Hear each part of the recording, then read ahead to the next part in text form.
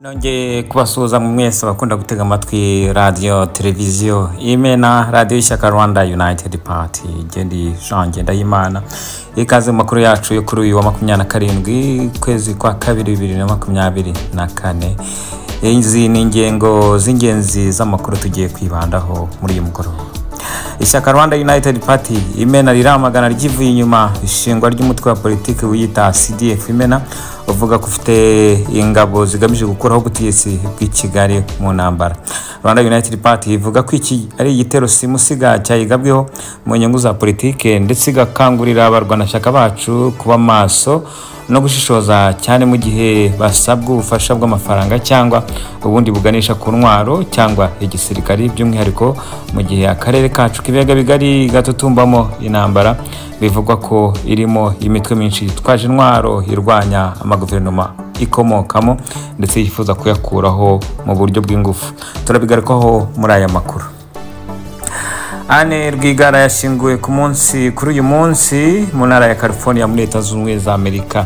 N'umuhango ubaye mu gihe Adeline Rwigara mama we avuga ko umwana we hazize ibyo yise ko bimaze imyaka mu rubyiruko rw'abanyarwanda kandi bimaze kwangiza societe, akavuga ko nawo kwizera mu banyarwanda kugeza amagingo ya usigaye.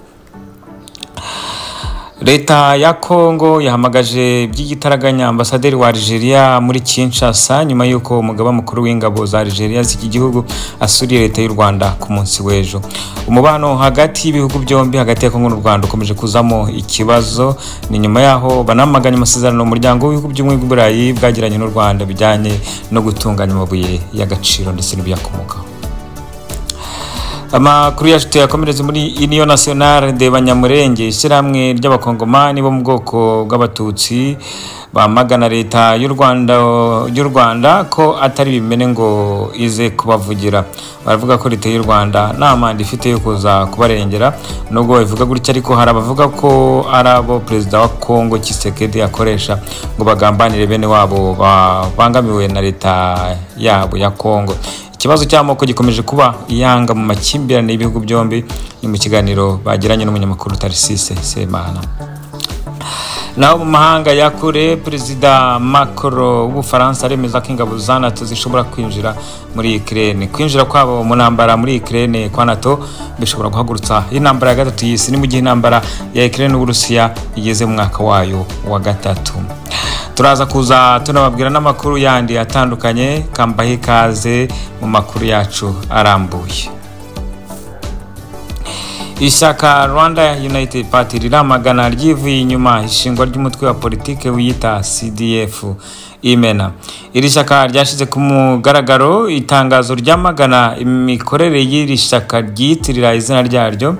Ni ishyaka tereka tubasomere, ni itangazo ryagenewe abanyamakuru nimero 00224 ushaka gusanga ku rubuga rwabo Rwanda United Party gukoramo Rwanda United gukuramo party.org. Ishyaka Rwanda United Party Imena Rupimena riritandukanye n'umutwe mushya wa politike na gisirikare CDF Imena. Impinduka rivuga ko ritemera impinduka ziciye mu mvururu uko zaba zimeze kose, bakaba bizera kandi ko impinduka za politiki, imitekere, ubukungu n'imibereho myiza mu gihugu bikwiye guca mu nzira y'amahoro, ibiganiro, demokarasi na diplomasi mu Rwanda, kuko arizo zitanga aribyo bitanga igisubizo kirambye cy'u Rwanda rwunze ubumwe n'iterambere. Ishyaka Rwanda United Party rirasaba abarwanashyaka baryo kuba maso no gushishoza cyane mu gihe basabwa ubufasha bw'amafaranga cyangwa ubundi buganisha ku ntwaro cyangwa igisirikari, by'umwihariko mu gihe akarere u Rwanda ruherereyemo k'ibiyaga bigari gatutumbamo intambara bivugwa ko iri mu mitwe yitwaje intwaro myinshi irwanya amaguverinoma ikomokamo ndetse yifuza kuyakuraho. Ishyaka Rwanda United Party risoza ritangazo rivuga ko rihangayikishijwe n'iterambere ry'abanyarwanda, ubumwe ndetse no kwishyura ukizana bituruka ku bisubizo birambye bikemura amakimbirane ya politiki n'imiyoborere mu nzira y'amahoro. Ni itangazo ryashyizweho umukono na Perezida Dr Jean Ngendahimana. Amakuru yacu tuyakomereze ku rupfu rw'umukobwa wa Rwigara. Anne Rwigara aho yashyinguye kuri uyu munsi mu ntara ya California muri Leta Zunze Ubumwe za Amerika. N'umuhango ubaye mu gihe Adeline Rwigara mama we avuga ko umwana we azize ibyo yise ko bimaze kwangiza sosiyete y'Abanyarwanda. Reka twumve ko Adeline yabibwiye radio Ijwi ry'Amerika.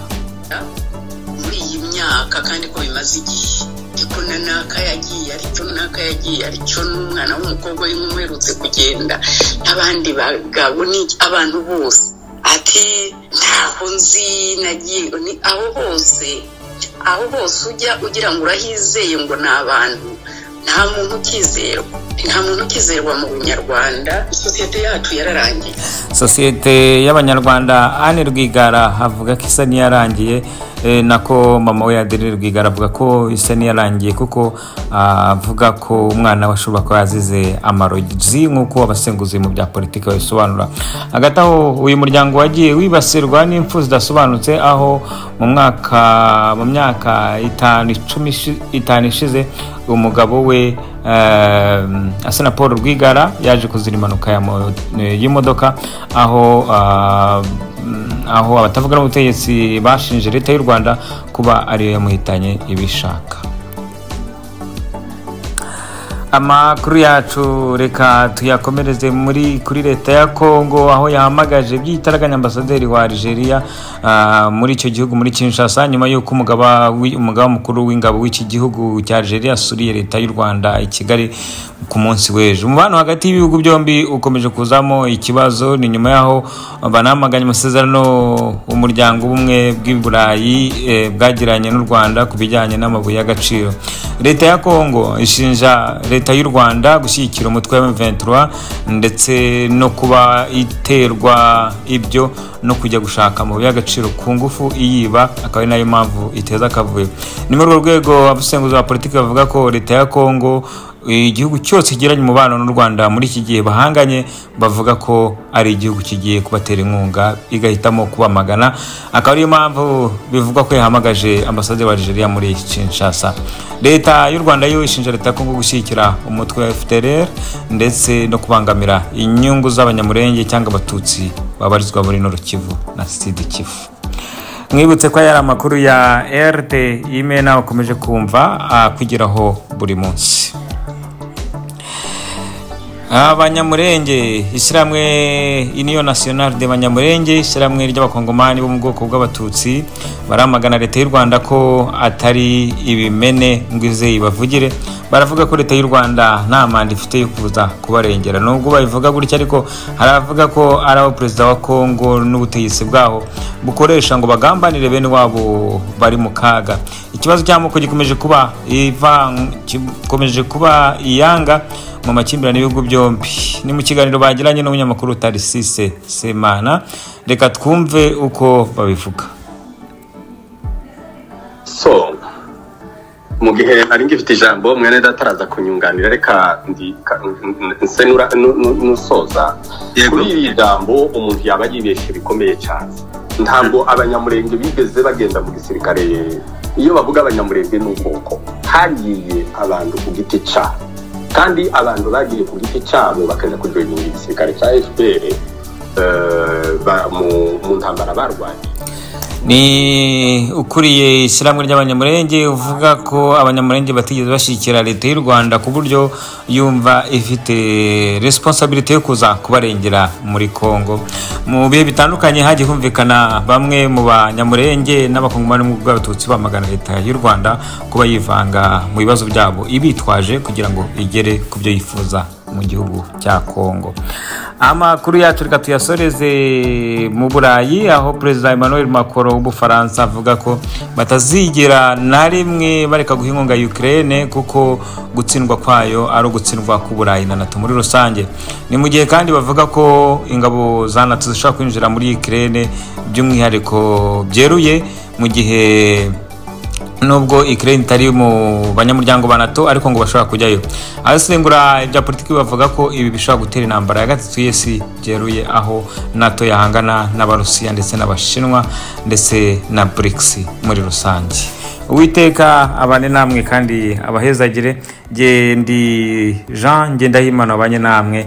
umunsi mwiza kandi amakuru nakagaruka naho ku munsi w'ejo mu masaha ya saa 11. Uwiteka abane namwe.